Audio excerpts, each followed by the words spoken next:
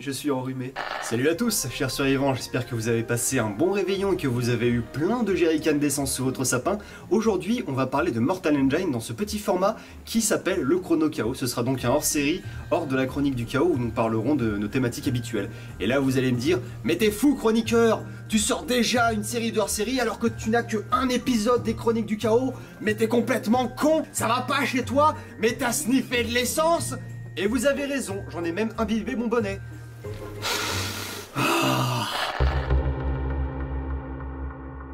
Donc Mortal Engine, c'est un teen movie post-apocalyptique qui se passe environ au 31e siècle, très longtemps après la guerre de 60 minutes comme il l'appelle. La population vit essentiellement dans des cités mobiles, où les cités les plus grosses, appelées les cités prédatrices, se chargent d'aller chasser les plus petites pour leurs ressources. En somme, c'est encore la loi du plus fort.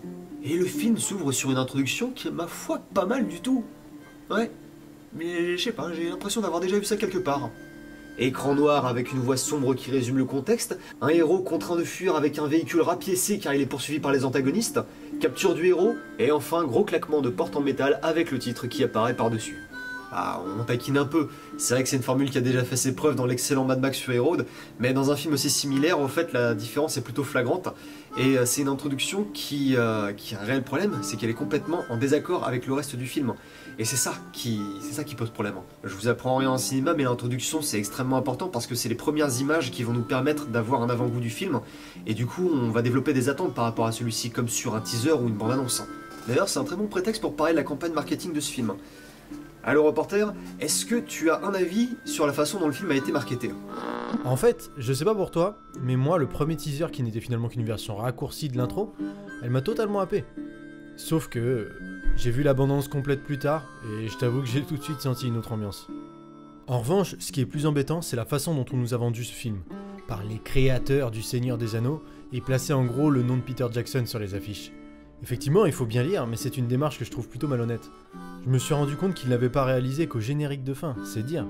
Christian Rivers, le vrai réalisateur de Mortal Engine, est quelqu'un de très proche de Peter Jackson car il a storyboardé Brain Dead en 92 et il l'a suivi tout au long de sa carrière, notamment dans Le Hobbit, et c'est lui d'ailleurs qui a réalisé la petite scène avec les nains dans la rivière, et comme Peter Jackson a énormément d'estime pour Christian Rivers, ils ont convenu que ce serait Christian Rivers qui réaliserait le prochain film. Et quand on regarde les interviews, au fait, tu sens que Peter Jackson, en tout cas moi je l'ai ressenti, mais que Peter Jackson avait envie de prendre Christian Rivers sous son aile pour essayer de le monter vers le haut, au fait, pour essayer de faire valoir ses compétences de réalisateur, parce que en soi, Christian Rivers c'est pas un mauvais réalisateur. Je pense surtout c'est que Mortal Engine c'était peut-être un film qui était trop gros pour commencer. Mortal Engines, c'est à la base une série de livres écrits par Philippe Reeve. Chez nous, le titre du livre est traduit à Mécanique fatale, pour ceux qui voudraient y jeter un œil. Il s'agit d'une trilogie de livres. Donc pour en revenir à Philippe Reeve, on peut dire qu'il est auteur de littérature jeunesse. Il était donc logique que le film ait la même cible et devienne un teen movie. Car même si le bouquin est un peu plus trash, le film est destiné à un public jeune. Les premiers retours sur le film sont extrêmement négatifs, et même le reporter et moi, on n'a pas vraiment apprécié Mortal Engine. Sans dire qu'on l'a détesté, c'est vrai qu'on l'a pas trouvé exceptionnel. C'est dans la nature de notre émission de faire ressortir ce qu'il y a de mieux dans les œuvres chaotiques. Donc on va essayer de soulever les points de bienveillance qu'il y a dans le film, parce qu'il y en a. Ce film il a été fait avec de réelles bonnes intentions, donc on peut pas en tirer que du négatif. Et on va soulever justement ces petits points.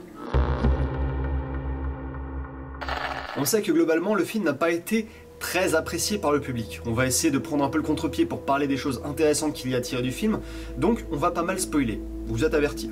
Le premier point positif que je vois à dire, c'est la direction artistique. Franchement, il y a une espèce d'ambiance Jules Vernienne qui est dégagée de ce film, avec cette ambiance rétro-futuriste, steampunk que j'avais pas vu depuis La Cité des Enfants Perdus, je crois, ou depuis peut-être Wild Wild West. Enfin, les films steampunk, même si c'est un mouvement qui est très connu, il est assez peu représenté dans le cinéma, et je trouve ça bien que Mortal Engine ait remis ce style en avant.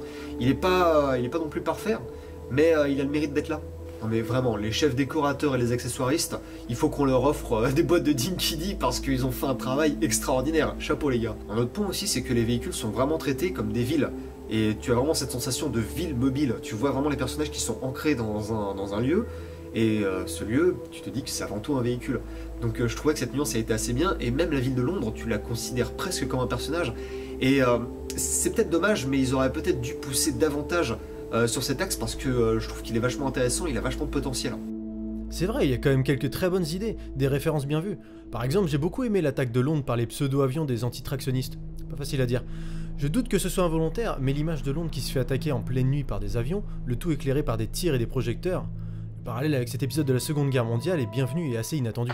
Bref, dans un univers comme celui-ci, on peut se rendre compte que c'est le chaos qui sert de terreau aux générations qui survivent. Un terreau fertile, qui permet de tout construire différemment. La société, elle se base sur ce terreau, et ce terreau, il se base sur notre chaos.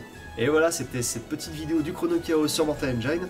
On va faire cette petite vidéo, histoire d'exposer notre avis, de parler un peu avec vous.